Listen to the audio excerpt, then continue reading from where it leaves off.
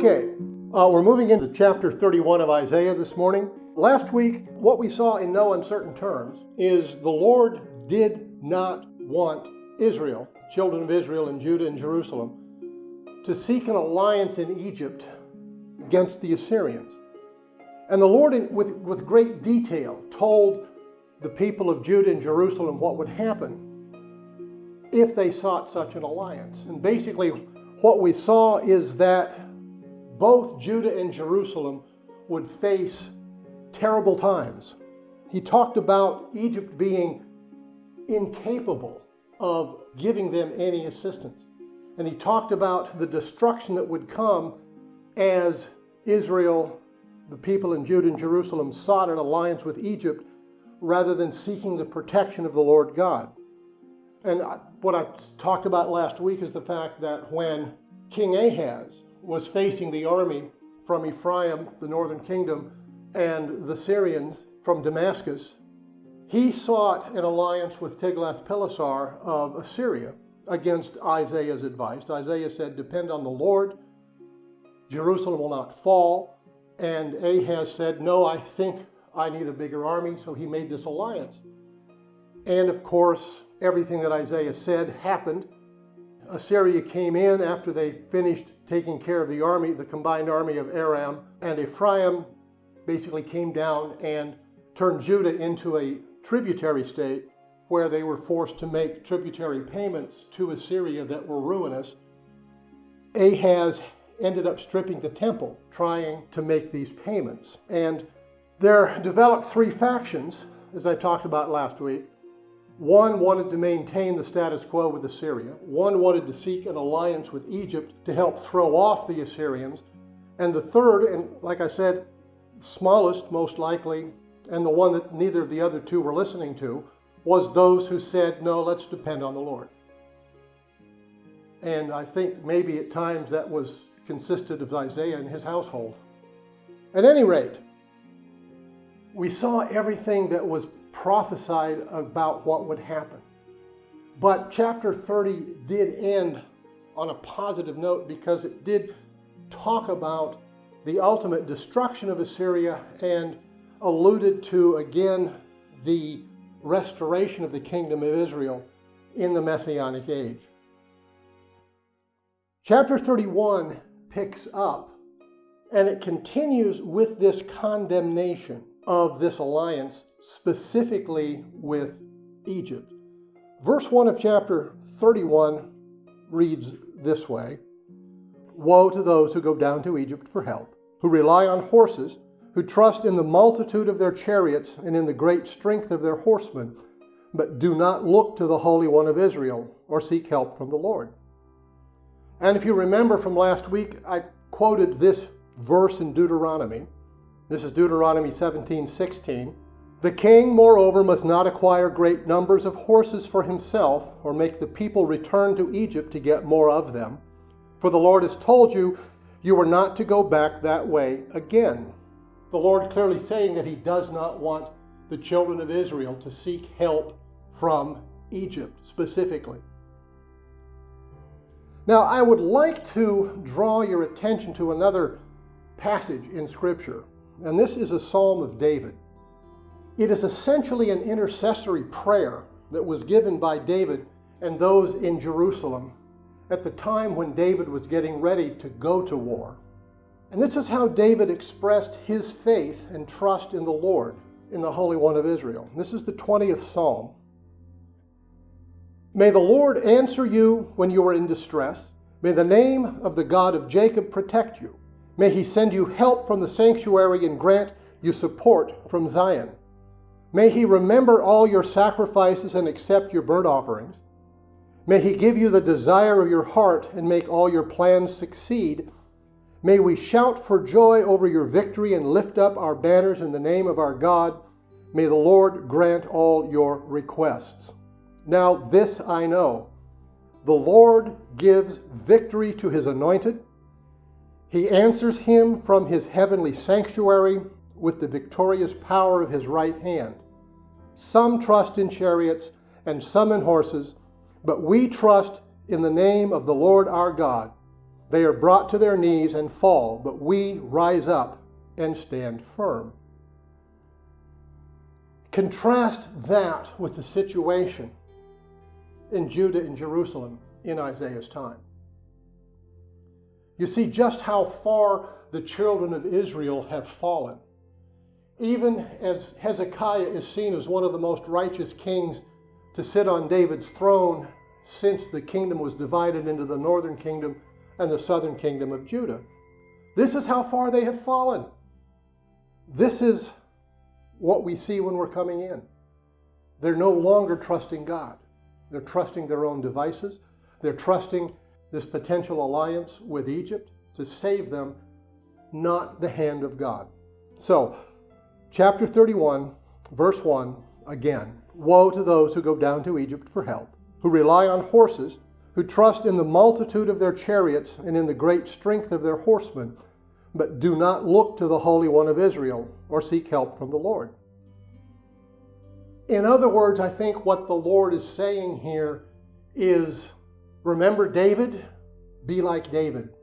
Don't trust in chariots and horses. Trust as David did in the name of the Lord, the Holy One of Israel. Verse 2 continues, yet he too is wise and can bring disaster. He does not take back his words. He will rise up against that wicked nation, against those who help evildoers. But the Egyptians are mere mortals and not God. Their horses are flesh and not spirit. When the Lord stretches out his hand, those who help will stumble. Those who are helped will fall. All will perish together. King Solomon wrote in Proverbs chapter 9, verse 10, the fear of the Lord is the beginning of wisdom, and knowledge of the Holy One is understanding. And I think the prophet Isaiah is essentially saying here that you're seeking the wisdom of men. There's almost a mocking tone. He talks, yet he too is wise. Isaiah is telling the people, you're seeking the wisdom of these wise men in Egypt. You're seeking the wisdom of yourselves. Yet, God is also wise. That they're seeking earthly wisdom tells us that they haven't even begun to set foot on that path that leads to godly wisdom. They're more afraid of Assyria than they are of the Lord God. He says, but the Egyptians are mere mortals, not God. He's trying to point this out to them. That God is their refuge. God is where they need to be. God is the one who will rescue them, but they remain unconvinced. Verse 4, this is what the Lord says to me. Isaiah speaking. This is what the Lord says to me. As a lion growls, a great lion over its prey, and though a whole band of shepherds is called together against it, it is not frightened by their shouts or disturbed by their clamor. So the Lord Almighty will come down to do battle on Mount Zion and on its heights. And here the Lord is comparing himself to a great lion, and he's comparing the armies of Assyria to a band of shepherds. The Lord is telling the people of Judah and Jerusalem that the Assyrians will be to him as this band of shepherds is to this great roaring lion. And just as these shepherds will be totally ineffective in trying to scare off this lion by yelling at it, so the Assyrians will be as ineffective, if not more so, in trying to scare off the Lord God when they come against Jerusalem. I think it's a beautiful picture. Can you imagine trying to take the prey away from the lion by yelling at it? Verse 5 continues this thought. The Lord says, like birds hovering overhead, the Lord Almighty will shield Jerusalem. He will shield it and deliver it and will pass over it and will rescue it. And that word there, pass over it, is the same word we see as Passover. In other words, the Lord is saying that you're about to witness a miracle that will compare to the miracles that saw Israel delivered from Egypt in the time of Moses. just as the angel of death passed over the houses of the Hebrews in Egypt. The Lord is going to pass over the city of Jerusalem and destroy the army of the Assyrians, is essentially what the Lord is saying here. Verse 6, return, you Israelites, to the one you have so greatly revolted against. For in that day every one of you will reject the idols of silver and gold your sinful hands have made. And here I believe in that day is not referring to the day of the Lord in the far distant future. I think this is referring to that day when the Lord will deliver Jerusalem from the hand of Sennacherib and his army. In other words, it's that day or that night when the Lord slays the 185,000 soldiers of Sennacherib's army that are laying siege to Jerusalem. And I believe it is not because the people of Jerusalem and Judah have turned back en masse to the Lord, but because of Hezekiah's prayer. And we'll go into more detail about that when we get into chapters 36 and 37, I believe. And it says that as a result of this miraculous deliverance, that the people will throw away their idols and turn from their apostasy and come back to God. But unfortunately, as we know, as we look at the further history of Israel or Judah and Jerusalem, going now towards the end of the kingdom of Judah into the Babylonian captivity, that this revival, this throwing away of idols, and this turning away from their apostasy was short-lived. It did not last. With the death of Hezekiah and the accession of Manasseh, the children of Israel fell back into their apostasy and their idolatry with a vengeance. I think earlier in the study I mentioned the fact that Isaiah's ministry ends, or at least the writings of his book end sometime during the reign of Hezekiah, and that he is eventually martyred by Manasseh. And I wouldn't be surprised if the reason Manasseh martyred Isaiah, had him executed, is because Manasseh didn't like hearing what Isaiah was telling him.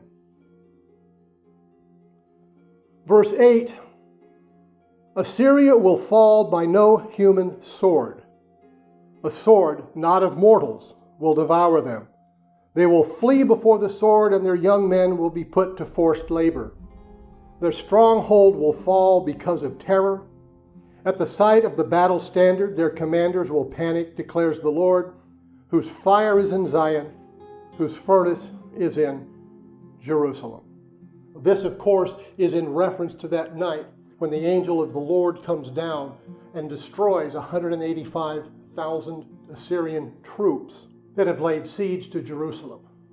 And like I said, chapters 36 and 37, Isaiah goes into very specific detail about this, and we'll cover that more in depth when we get there in a few weeks. That basically is what chapter 31 has to say.